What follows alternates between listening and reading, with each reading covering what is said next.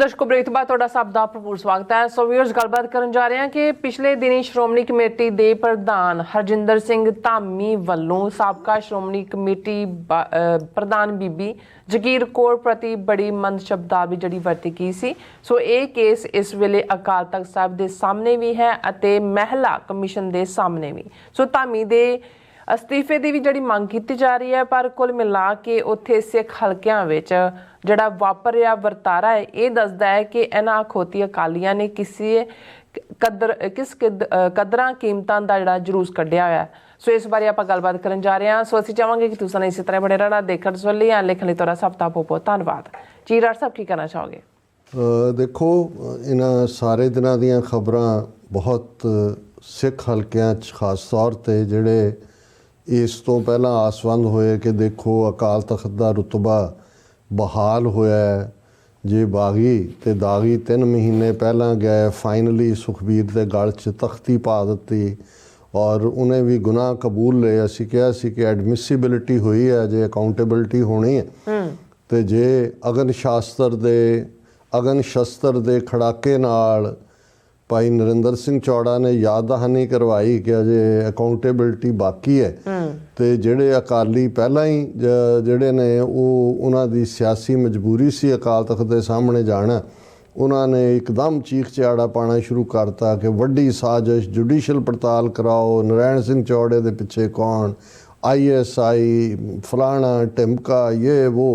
और फौरन जड़ा इस गल तो जिन्हां ने मुनकरी रखी सी जिहड़ा डिसीजन जथेदारां ने दिता सी कि 3 दिन दे विच सुखबीर बादल दा अस्तीफा मंजूर होए 6 मैंबरी कमेटी जिहड़ी है जिन्हां च 7वां इहनूं बडूंगर नूं शामिल कीता कि भी वो जिहड़ी है वो भर्ती शुरू करे और दूसरा करे, वो सारे नूं ताक ते रख के उन्होंने रौला शुरू करता कि जी ये सुखबीर बादल दे उत्ते हमला और नारायण सिंह चौड़ा श्रोमणी कमेटी ने जिन्हें फैसला तो की इंप्लीमेंट करना सी ये मता करके कि जी नारायण सिंह चौड़े नूं सिक्खी चो खारज करो, दवा दब डेलीगेशन लैके मिलन चले गए। लेकिन देखो असी जिहड़े भी ईमान वाले लोग हुंदे ने असी समझते हैं कि भी कूड़ निखुट्टा नानका ओढ़क सच रही भी। अल्टीमेटली तुसी ये ठीक है कि झूठ परदियां दे विच हुंदा है, झूठ विकदा है चलदा है, लोग झूठ दे नाल वंज करदे ने विहार करदे ने, पर ट्रूथ हुंदी है। और कई बार कुदरत दा कुछ ऐसा भाना वापर जांदा है कि गल सच दी सामने आ जांदी। इन्हां दा किरदार गल ये नहीं है भी असी किसी नूं जस्टिफाई कर रहे हैं कि कौन बागी है तो कौन दागी है। उन्होंने तो मैं पहला ही अली बाबा 40 चोरां की टीम कहा सी कि भाई वो जो लोगों ने ही नकार दिता है तुहाडियां जमानतां भी जब्त हो गई हैं, पल्ले तुहाडे कुछ नहीं, 117 मैंबरी असैंबली तुहाडे 2 मैंबर नहीं बचे चज दे ते वो तुहाडा उत्थे आना तो मजबूरी है। पहला वो बागी दागी आए मगर ये भी तुरे आए क्योंकि इन्हां नूं कोई जिहड़ा वो घाह पाउंदा नहीं है। हुण उस सारे दे चलदियां भी एक तबका असी बड़े भोले लोग हैं बाई नेशन जिहड़ा साडी कम्यूनिटी है उन्हां नूं लगा देखो अकाल तख्त की सुपरामेसी प्रूव हो गई। अल्टीमेटली उही बादल जिन्हें जथेदारां नूं घर सद्दिया सी वो अकाल तख्त के सामने आण ते मजबूर होया। असी उदों भी कहा सी कि भी ये नटंकी है, इस चों कोई इन्हां च गिल्ट नहीं है, ये तां बेज़मीरे मर चुकियां ज़मीरां ने इन्हां दियां। और ठीक क्या सी संत पिंडां वालियां ने जिहड़ी कोट बार बार हुंदी है कि शरीर दा मर जाना, शरीरक मौत नूं मैं मौत नहीं मनदा, ज़मीर दा मर जाना ही असली मौत है। और इन्हां दियां मौतां ते ये तां कदों दे मर चुके ने, ते तुरे फिरदे मुरदे ने। हुण उस सारे कॉन्टैक्स दे विच जदों ये पार्ट होया ते ज़ाहिर है कि जिहड़े बागी और दागी ग्रुप सी जिन्हां दे विच बीबी जगीर कौर जिहड़े हालांकि कोई बीबी जगीर कौर दुध धोती नहीं है जिस दे उत्ते अपनी बच्ची दे मर्डर दा और कैद भी कट्टी और वो सारा पार्ट है उहदे च मैं नहीं जावांगा क्योंकि जिहड़ा कॉन्टैक्ट गल चल रही है जदों है ही अली बाबा 40 चोरां की टीम कला ही नहीं, इससे जगीर कौर नूं अकाली दल ने बीबी परमजीत कौर खालड़ा नूं हराउण लई खड़ा कीता सी और किस किस्म दा उहदा अपना ट्रैक रैकड है वो एक पासे। पर उन्हें जाके अकाल तख्त के उत्ते जिहड़ी है ये गल कही कि ये जिहड़ा पार्ट है कि भी इनू इंप्लीमेंट करो। दूसरा ਹੁਣ ਇੱਕ ਇੰਡੀਪੈਂਡੈਂਟ ਜਿਹੜੇ ਜਿਵੇਂ ਯੂਟਿਊਬਰ ਨੇ ਅੱਜ ਕੱਲ੍ਹ, ਕਿਸੇ ਮਾਲਵਾ ਬੈਲਟ ਦਾ, ਉਹਨੇ ਇਹਨੂੰ ਹਰਜਿੰਦਰ ਸਿੰਘ ਧਾਮੀ ਨੂੰ ਫੋਨ ਲਾ ਲਿਆ, ਉਹਨੇ ਆਪਣਾ ਨਾਮ ਵੀ ਲਿਆ ਕਿ ਜੀ ਮੈਂ ਇਹ ਬੋਲਦਾ। ਫਿਰ ਉਹਨੇ ਕਿਹਾ ਕਿ ਜੀ ਇਹ ਜਿਹੜਾ ਹੁਕਮਨਾਮਾ ਆਇਆ ਸੀ ਉਹਦੇ 'ਤੇ ਕਿਹੜਾ ਹਿੱਸਾ ਉਹਦਾ ਇੰਪਲੀਮੈਂਟ ਹੋਇਆ ਕਿ ਨਹੀਂ ਹੋਇਆ। ਉਹਨੇ ਕਿਹਾ ਜੀ ਅਸੀਂ ਇਵੇਂ ਕਰ ਰਹੇ ਹਾਂ। ਉਹਨੇ ਫਿਰ ਕਿਹਾ ਜੀ ਬੀਬੀ ਜਗੀਰ ਕੌਰ ਉਹਨਾਂ ਨੇ ਤਾਂ ਅੱਜ ਹੀ ਕਿਹਾ। ਇਹ ਕਹਿਣ ਦੀ ਦੇਰ ਸੀ ਤੇ ਧਾਮੀ ਦੇ ਮੂੰਹੋਂ ਜੋ ਕੁਝ ਨਿਕਲਿਆ ਮੈਂ ਇਸ ਪਲੇਟਫਾਰਮ ਤੋਂ ਰਿਪੀਟ ਨਹੀਂ ਕਰ ਸਕਦਾ। ਹੁਣ ਉਹ ਰਿਕਾਰਡ ਕਰ ਰਿਹਾ ਸੀ, ਕੁਛ ਘੰਟਿਆਂ ਬਾਅਦ ਉਹ ਰਿਕਾਰਡਿੰਗ ਸਾਹਮਣੇ ਆ ਗਈ ਕਿ ਬਈ, ਔਰ ਲੋਕਾਂ ਦੇ ਲਈ, ਕਿਉਂਕਿ ਬਾਕੀ ਤਾਂ ਪਹਿਲਾਂ ਹੀ ਸਾਰੇ ਦਾਗੀ ਹੋ ਕੇ ਸੀ, ਉਹ ਧਾਮੀ ਨੂੰ ਹੀ ਇੱਕ ਵਿਚੋਲੇ ਦੇ ਤੌਰ ਤੇ ਵਰਤ ਰਹੇ ਸੀ। ਉਹਦੇ ਤੋਂ ਹੀ ਨਰਾਇਣ ਸਿੰਘ ਚੌੜਾ ਦਾ ਰੌਲਾ ਪਵਾਤਾ ਜੀ ਇਹਨੂੰ ਸਿੱਖੀ ਚੋਂ ਕੱਢੋ। ਮਤਲਬ ਤੁਹਾਡੇ ਕੋਲ ਅਕਾਲ ਤਖਤ ਦੇ ਹੁਕਮਨਾਮੇ ਨੂੰ ਜਾਂ ਜਿਹੜੀ ਕਮੇਟੀ 7 ਮੈਂਬਰੀ ਬਣਾਈ ਉਹਦੀ ਮੀਟਿੰਗ ਲਈ ਟਾਈਮ ਨਹੀਂ ਹੈ। ਉਹਨਾਂ ਨੂੰ ਲੱਗਾ ਵੀ ਸਾਰੀ ਨਰਾਇਣ ਸਿੰਘ ਚੌੜਾ ਦੇ ਦੁਆਲੇ ਘੁਮਾ ਦਿਓ। ਇਹ ਤਾਂ ਸਿੱਖ ਜਥੇਬੰਦੀਆਂ ਦੀ ਮੁਸਤੈਦੀ ਸੀ ਕਿ ਉਹਨਾਂ ਨੇ ਫੌਰਨ, ਧਿਆਨ ਸਿੰਘ ਮੰਡ ਵੀ ਉੱਥੇ ਪਹੁੰਚ ਗਏ ਜਿਹੜੇ ਸਰਬੱਤ ਖਾਲਸਾ ਚੱਬੇ ਥਾਪੇ ਜਥੇਦਾਰ ਨੇ। ਇਹਦੇ 'ਚ ਉਹਨਾਂ ਨੇ ਕਿਹਾ ਜੀ ਸਾਨੂੰ ਅਸੀਂ ਠੀਕ ਟਾਈਮ 'ਤੇ ਫਖਰੇ ਕੌਮ ਦਾ ਖਿਤਾਬ ਨਰਾਇਣ ਸਿੰਘ ਚੌੜਾ ਨੂੰ ਦਿਆਂਗੇ।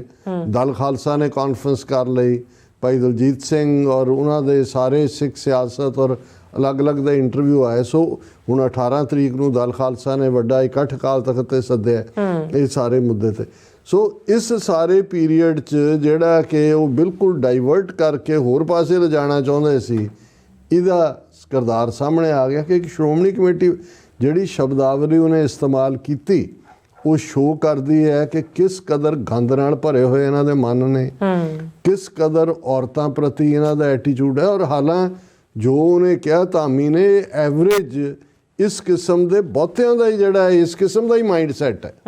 ਉਹ ਤੁਹਾਨੂੰ ਈਵਨ ਗੁਰਦੁਆਰਾ ਕਮੇਟੀਆਂ 'ਚ ਹੋਣ ਜਾਂ ਜਿਹੜੇ ਅੱਗੇ ਤੁਰੇ ਹੋਏ ਲੋਕ ਨੇ ਉਹਨਾਂ ਦੇ ਮਾਈਂਡ ਸੈਟ 'ਚੋਂ ਵੀ ਨਜ਼ਰ ਆ ਜਾਏਗਾ। ਲੇਕਿਨ ਜਿਹੜੀ ਟਾਈਮਿੰਗ ਸੀ ਉਹ ਇਸ ਕਿਸਮ ਦੀ ਸੀ ਕਿ ਵੀ ਉਹਦਾ ਨਤੀਜਾ ਇਹ ਹੋਇਆ ਕਿ ਵੀ ਉਹਨੂੰ ਜਦੋਂ ਧਾਮੀ ਨੂੰ ਇਹ ਲੱਗ ਗਿਆ ਵੀ ਆ ਗਈ ਸਾਹਮਣੇ, ਭੱਜਿਆ ਅਕਾਲ ਤਖਤ 'ਤੇ ਗਿਆ ਕਿ ਜੀ ਮੇਰੇ ਤੋਂ ਗਲਤੀ ਹੋ ਗਈ, ਮੈਨੂੰ ਤਨਖਾਹ ਲਾ ਦਿਓ। ਪਰ ਹੁਣ ਇਵੇਂ ਨੇ ਉਹ ਮਹਿਲਾ ਕਮਿਸ਼ਨ, ਉਹ ਆਮ ਆਦਮੀ ਪਾਰਟੀ ਵੈਸੇ ਹੀ ਡੀਕਦੀ ਹੁੰਦੀ ਆ, ਉਹਨਾਂ ਨੂੰ ਵੀ ਲੱਗਾ ਵੀ ਆ ਜਾਓ, ਉਹਨੇ ਵੀ ਲੈ ਲਿਆ। ਉਹਦੇ ਸਾਹਮਣੇ ਵੀ ਲਾਮ ਲਸ਼ਕਰ ਲੈ ਕੇ ਪੇਸ਼ ਹੋ ਗਿਆ ਜੀ। ਹੁਣ ਉਹ ਕ੍ਰਿਮੀਨਲ ਕੇਸ ਜਗੀਰ ਕੌਰ ਕਿਹੜੀ ਛੱਡਣ ਵਾਲੀ, ਉਹ ਕਹਿੰਦੇ ਵੀ ਜੇ ਮੇਰੇ ਸਾਹਮਣੇ ਕਹਿੰਦਾ ਮੈਂ ਤਾਂ ਜਵਾੜਾ ਭੰਨ ਦਿੰਦੀ। ਨਾਲ ਦੀ ਨਾਲ ਉਹਨੇ ਪੂਰਾ, ਹੁਣ ਉਹਨਾਂ ਨੂੰ ਵੀ ਮੌਕਾ ਮਿਲਿਆ ਵੀ ਕੀ।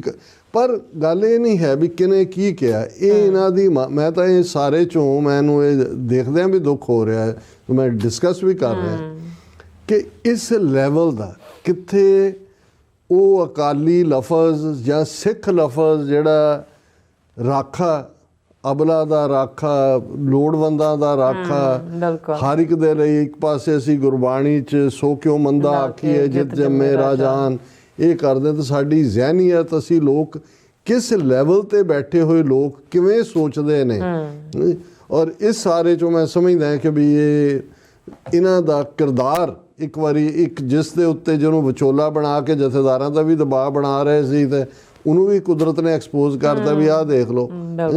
ਹੁਣ ਇੱਕ ਪਾਸੇ ਅਸਤੀਫੇ ਦੀ ਮੰਗ ਹੈ, ਦੂਜੇ ਉਹ ਨਾ ਆਇਆ ਕੋਈ ਹੋਰ ਆ ਜਾਏਗਾ। ਗੱਲ ਇਹ ਨਹੀਂ ਹੈ। ਔਰ ਇਸ ਸਭ ਦੇ ਚਲਦਿਆਂ ਜੇ ਹੁਣ ਸੁਖਦੇਵ ਸਿੰਘ ਢੀਂਡਸਾ ਉਹ ਬਾਗੀ ਤੇ ਦਾਗੀ, ਉਹ ਵੀ ਆ ਗਏ ਸੇਵਾ ਪੂਰੀ ਕਰਕੇ। ਉਹਨੇ ਕਿਹਾ ਜੀ ਮੈਂ ਸੇਵਾ ਵੀ ਪੂਰੀ ਕਰ ਲਈ ਤੇ ਅੱਗੋਂ ਤੋਂ ਮੇਰੀ ਸਿਆਸਤ ਤੋਂ ਵੀ ਤੋਬਾ। ਅਸੀਂ ਸਮਝਦੇ ਹਾਂ ਕਿ ਵੀ ਜੇ ਅਜੇ ਇਹਨਾਂ ਨੇ ਕਿਹਾ ਹੋਇਆ ਕਿ ਜੀ 20 ਤਰੀਕ ਤੱਕ ਬਾਦਲਾਂ ਨੇ ਦੂਜੇ ਹਿੱਸੇ ਨੂੰ ਕਰਨਾ, ਸੁਖਬੀਰ ਨੇ, ਉਹਦਾ ਕੀ ਨਿਕਲਦਾ ਕੀ ਨਹੀਂ, ਕੱਢਣ ਕਢਾਉਣ ਨੂੰ ਕੁਛ ਨਹੀਂ ਹੈ। ਪਰ ਜਿਹੜੀ ਇੱਕ ਹੋਪ ਜਾਗੀ ਸੀ ਬਹੁਤਿਆਂ ਨੂੰ ਕਿ ਜੀ ਦੇਖੋ ਅਕਾਲ ਤਖਤ ਦੀ ਸੁਪਰਾਮੇਸੀ ਐਸਟੈਬਲਿਸ਼ ਹੋ ਗਈ, ਨਵੀਂ ਭਰਤੀ ਹੋਏਗੀ, ਅਕਾਲੀ ਦਲ ਰਿਵਾਈਵ ਹੋਏਗਾ, ਉਹਨਾਂ ਨੂੰ ਵੀ ਇਹ ਹੁਣ ਨਿਰਾਸ਼ਤਾ ਹੈ ਕਿ ਵੀ ਇਹ ਤਾਂ ਹੋਰ ਹੀ ਜਿਹੜਾ ਰਾਦਰ ਖਲਾਰਾ ਪਾ ਲਿਆ, ਕਿਉਂਕਿ ਇਹਨਾਂ ਸਾਰਿਆਂ ਦਾ ਹੀ ਜਿਹੜਾ ਕੁੱਤੇਆਮ ਹੈ ਉਹ ਨਜ਼ਰ ਆ ਗਿਆ ਕਿ ਭਾਈ ਇਹਨਾਂ ਦੇ ਪੱਲੇ ਕੁਛ ਨਹੀਂ ਹੈ। ਇਹ ਸਿੱਖੀ ਭੇਖ ਦੇ ਵਿੱਚ ਲਟੇਰੇ, ਚੋਰ, ਬਦ ਕਲਾਮ, ਬਦ ਅਖਲਾਕ ਲੋਕ ਨੇ। ਔਰ ਇਹ ਉਹ 105 ਵਰੇ ਪਹਿਲਾਂ ਦਾ ਅਕਾਲੀ ਦਲ, ਅਕਾਲੀ ਕਿਰਦਾਰ, ਸਿੱਖ ਕਿਰਦਾਰ, ਉਹ ਸਾਰੇ ਜਿਹੜੀਆਂ ਸਿੱਖੀ ਕਦਰਾਂ ਕੀਮਤਾਂ ਨੇ ਉਹਨਾਂ ਦਾ ਇਹਨਾਂ ਨੇ ਰੱਜ ਕੇ ਜਲੂਸ ਕੱਢਿਆ ਇਹਨਾਂ ਦਿਨਾਂ ਦੇ ਵਿੱਚ। ਜੀ ਰਾਸਾ, ਤੁਹਾਡਾ ਬਹੁਤ ਬਹੁਤ ਸ਼ੁਕਰੀਆ। ਸੋ ਥਲੇ ਨਾ ਬ੍ਰੇਕ, ਵਿਊਅਰਸ ਤੁਸੀਂ ਕਿਤੇ ਨਹੀਂ ਜਾਣਾ, ਮਿਲਦੇ ਆ ਆਫਟਰ ਦਿਸ ਸ਼ਾਰਟ ਬ੍ਰੇਕ।